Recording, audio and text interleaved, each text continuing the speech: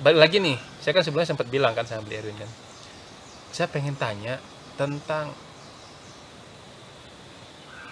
hal mengerikan apa yang pernah Beli Erwin alami ketika ketemu macan tutul. Oh enggak, kalau manusia itu enggak ada kejadian apa-apa. Nggak ada Karena ya? mereka takut dengan kita, Hmm. takut dengan manusia. Oh gitu, berarti mereka pasti selalu Trauma mereka. berusaha menjauh ya? Iya. Bahkan ada pernah Om Dek ke pergot langsung, dia itu naik ke atas pohon sampai tinggi Om Dek. Hmm. Sampai pohonnya itu kebetulan dahannya jarang. Dia itu sampai terombang-ambing di atas gitu. Hmm. Bener itu. Saking takutnya karena ada manusia. Karena ada manusia. Oh gitu, berarti kalau macan tutul tuh mereka istilahnya jarang kemungkinannya mereka untuk menyerang manusia ya? Yo, kalau ke pergot kemudian mereka tersakiti, ada anaknya ya diserang. Hmm. Tapi kalau kita apa namanya enggak gitu, mereka takut, kasihan gitu. Ya. Karena apa? Mereka trauma. Hmm. Oh gitu. Ya, ya. Tapi Ada misalkan bau manusia pun mereka nyingkir karena trauma. Hmm. Trauma berkepanjangan, Om Dek. Ya. Bahkan saya nggak tahu ya, apa mereka ini punya komunikasi dengan induknya, dengan bapaknya atau leluhurnya gitu, punya komunikasi ya. Gitu sih. Kita nggak tahu ya. Hmm. Atau memang mereka punya komunikasi yang diturunkan dari leluhurnya bahwa trauma yang beratus tahun sebelumnya itu sampai ke hari ini tuh tersalurkan, itu apa mereka itu komunikasi, kita nggak tahu. Istilahnya sama kayak manusia gitu saya. Kita jangan ke sana. Mungkin Itu istilahnya kita ya. nggak tahu, beneran nggak tahu. Karena ada sesuatu. Mungkin aja mereka seperti itu juga ya. Gitu. Bisa sampai segitunya gitu. Akhirnya yang mereka ini ada aktivitas yang sedikit-sedikit, akhirnya sama sekali aktivitas yang itu nggak ada. Kalau ke pergo ya itu tadi, saking takutnya mereka sampai atas. Kalau udah nggak ada jalan lain. Ya. Bahkan ada sampai lompat dari tebing, ya, itu. Dan bukan nggak mungkin bahwa mereka ini akan menyerang, karena takut itu tadi, sama-sama takut. Mereka kayaknya apalagi nekat. Mereka nggak punya ini ya, istilahnya jalan satu-satunya cuman itu gitu istilahnya. Dan lagi ada anaknya lalu gitu. Dia lebih agresif lagi ya kalau misalkan lagi ada anaknya ya. Iya, karena hamil, ada anak gitu ya. Karena ketakutan yang sudah turun temurun itu tadi dengan manusia. Iya nih. Kalau misalkan hewan sejenis kucing ini, mereka ada ini nggak? Ada apa ya istilahnya? Waktu-waktu tertentunya nggak musim kawin mereka itu? Ada ya? Mencari makan aja mereka ada waktunya. Oh gitu, istilahnya mereka nggak bereproduksi sepanjang tahun gitu. Jadi ada musim-musim tertentu ada bagi mereka ya. Kemudian bahkan itu tadi musim makan itu ada jam segini ini mereka mau keluar loh. Ya. Menjelang, makanya orang zaman dahulu kalau senja kala maghrib itu jangan keluar. Iya, jangan ke hutan. Karena mereka ini agresinya jam segini. Kenapa? Lapar, ditahan seharian kan? Iya. Jam makan segini paling bahaya. Sudah makan mereka tenang. Makanya jam 9, jam 10 itu di hutan aman. Sampai tengah malam. Kalau jam justru segini, yang 6, jam 6 segini ini 5 lah anggap ya. Ini jam ini jam 5 sedia kala ini. Ini bahaya ini. Makanya kalau sedia kala kita itu kalau sudah di hutan begini lebih baik diam aja. Jangan kemana-mana ya, bagusnya ya. Agak malam sedikit baru kita turun. Oh gitu triknya. Karena agresif mereka. Ya. Terutama predatornya. Agresif. Oke, jadi itu salah satu triknya yang biasa dilakukan oleh Beli Erwin ya ketika berada di hutan ya. Walaupun bagaimanapun kita tetap manusia yang akan kalah dengan mereka, Dek. Ya pasti. Gak bisa dipungkiri kita kalah. Karena itu kan wilayah mereka kan mereka udah terbiasa dengan hal-hal semacam itu gitu. Dan fisik jelas kalah. Fisik ya apalagi gitu. Ya kecuali kalau apa? Ada binatang lari tuh. Tadi ke sana. Gak tahu lari. Ke sana tuh. Tapi udah ke bawah jauh. Besar? Oh, lumayan kayak. Mungkin kancil atau kijang kayak itu mungkin. Takut.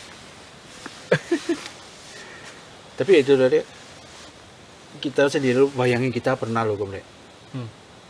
Ya kita berdua pernah loh ketemu langsung pemburu membawa tas besar, tas wiri-wiri, berdarah-darah, tasnya. Kita nggak tahu di dalamnya apa isinya. Udah berapa potong itu di dalam, karena sudah dipotongin kan.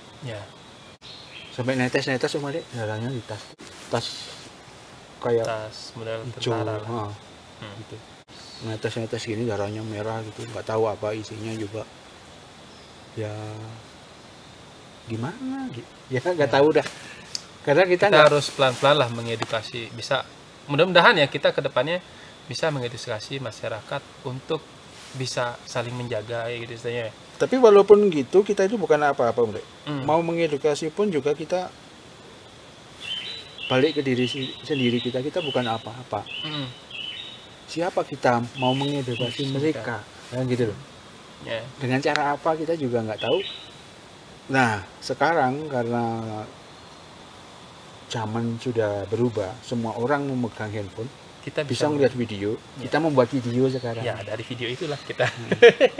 Bagaimana perlunya mereka ini sebetulnya, peran mereka ini untuk kehidupan.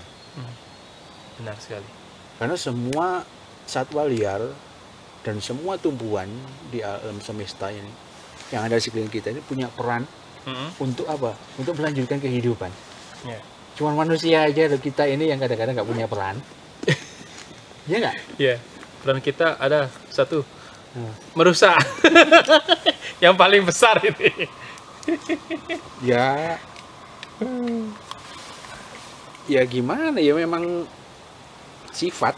Seakan-akan itu kita kan bukan penduduk bumi Om Dek. Ada kan wacana gitu.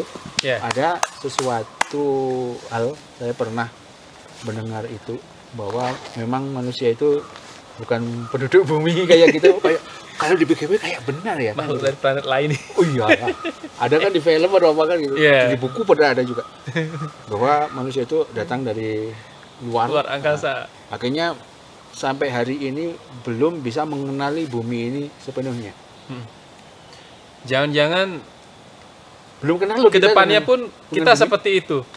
Istilahnya planet ini sudah hancur, kita mencoba mencari planet lain yang bisa dihidupi. Sampai hari ini kita belum kenal-kenal dengan apa yang kita tinggal itu. Kita sendiri yang sering masuk hutan dan lain-lainnya itu belum mengenal alam sekeliling kita ini, belum 10%. Sepenuhnya gitu saya. Iya. Jangan-jangan memang benar itu. Sementara mereka ya, yang kita anggap remehkan sama sekali, bahkan kita tembakin, tupai gitu, dia menyebarkan benih-benih pohon. Burung-burung menyebarkan benih-benih pohon. Kalau kita reboisasi mahal sekali, tetapi kalau mengandalkan burung itu murah sekali. Ayo bayangin kalau kita cuma perlu menjaga mereka aja sebenarnya. Kita sudah melaksanakan bahwa reboisasi itu mahal. Sementara kalau burung rangkong yang melaksanakan murah sekali kan? Dan jangkauannya bisa lebih luas. Kalau kita reboisasi sampai ke gunung-gunung sana, waduh Om Ade, medannya susah kan? Siapa yang mau? Kalau burung gampang banget kan? Iya. Dan saya dulu terus-terusan lagi. Karena makan tiap hari mereka. Dan saya dulu pernah ketika pas lagi masuk hutan tuh sedih banget beli Edwin. Sedihnya karena itu beli. Jadi saya melihat sepasang kepala burung rangkong. Itu dah. Di tengah hutan. Oh iya, yang kita datangi itu kan? Iya. Itu dah di sana. Jadi bayangin tuh gimana ya? Hewan yang udah langka gitu istilahnya, punya peran penting untuk alam, justru itu yang diburu gitu loh. Kan kasihan gitu istilahnya. Sedih banget waktu itu. Burung rangkong itu malah kita ambil contoh burung rangkong ya. Penyebarannya, jangkauannya panjang jauh sekali. Nyebarin biji. Dan kedua, dia punya filosofi bagus sekali untuk kehidupan mereka. Burung rangkong. Ekornya itu ada, dia punya warna hitam, putih, hitam, putih, hitam, putih. Hmm. Ya. Dari ujung ini hitam, putih, hitam, putih. Yang paling banyak itu putihnya. Yeah. Lebih satu dia. Garis-garisnya itu. Iya, iya. Jadi dia itu menunjukkan bahwa kehidupan itu ada baik buruknya itu nggak bisa dipisahkan. Kayak ekornya itu nggak bisa dipisahkan si hitamnya. Selalu berdampingan ya. Selalu berdampingan, tetapi si putih ini lebih sedikit satu. Lebih dominan. Lebih dominan. Ya paling tidak sedikit lah kita unsur baiknya itu kita simboliskan itu sebagai kebaikan kita itu ada sedikitnya lebih banyak daripada keburukannya kayak gitu. Karena filosofi mereka itu bagus-bagus sekali untuk kehidupan. Mereka ini burung-burung atau satwa yang ada di darat punya filosofi yang sangat bagus untuk kehidupan yang bisa kita terapkan di kehidupan kita. Mungkin gitu di pelajaran.